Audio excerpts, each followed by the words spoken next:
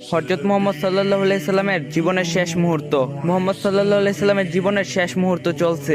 হঠাৎ সেখানে একজন লোক এসে সালাম দিলেন আর বললেন, আমি কি ভেতরে আসতে পারি? ফাতেমা রাদিয়াল্লাহু বললেন, দুঃখিত, আমার বাবা খুবই অসুস্থ। ফাতেমা রাদিয়াল্লাহু দরজা বন্ধ করে রাসূলের কাছে গেলেন।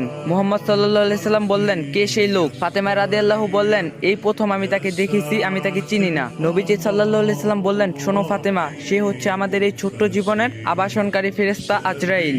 এটা শুনে ফাতেমার অবস্থা বুবার মতো হয়ে গিয়েছে। রাসূল সাল্লাল্লাহু আলাইহি সাল্লাম বললেন, হে জিবরাইল, আমার উম্মতের কি হবে? আমার উম্মতের নাজাতের কি হবে? জিবরাইল আলাইহিস সালাম বললেন, হে রাসূল, আপনি চিন্তা করবেন না, আল্লাহ ওয়াদা করছেন আপনার উম্মতের নাজাতের জন্য।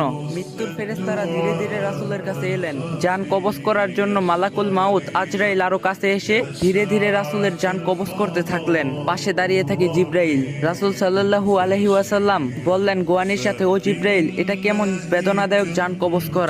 ফাতেমা রাদিয়াল্লাহু তার চোখ বন্ধ করে ফেললেন। আলী রাদিয়াল্লাহু তার দিকে উপর হয়ে বসলেন। জিবরাইল তার মুখটা উল্টো দিকে ফিরিয়ে নিলেন। রাসূলুল্লাহ সাল্লাল্লাহু আলাইহি সাল্লাম বললেন, হে জিবরাইল, তুমি মুখটা উল্টো দিকে ঘুরালে কেন? আমার প্রতি তুমি কি বিরক্ত?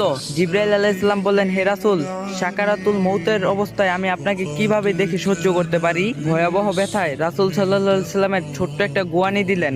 রাসূল সাল্লাল্লাহু আলাইহি সাল্লাম বললেন, হে আল্লাহ, মউতটা জান কবজের সময় যতই ভয়াবহ হোক সমস্যা নেই, আমাকে সকল ব্যথা দাও, আমি বরণ করব, কিন্তু আমার উম্মতকে ব্যথা দিও না। রাসূলের শরীরটা ধীরে ধীরে ঠান্ডা হয়ে আসতে লাগলো। তার পা বুক কিছুই নড়ছে না। এখন আর রাসূলের চোখের পানির সাথে তার ঠোঁটটা কম্পিত ছিল। তিনি কিছু বলবেন মনে হয়। আলী রাদিয়াল্লাহু রাসূলের মুখের কাছে কানটা নিয়ে গেলেন। নামাজ কায়েম করো এবং তোমাদের মাঝে থাকা দুর্বলদের যত্ন নাও। রাসূল সাল্লাল্লাহু আলাইহি সাল্লামের ঘরের বাইরে চলছে কান্নার আওয়াজ। সাহাবীরা একজন আরেকজনকে জড়িয়ে ধরে উচ্চস্বরে কান্নারত।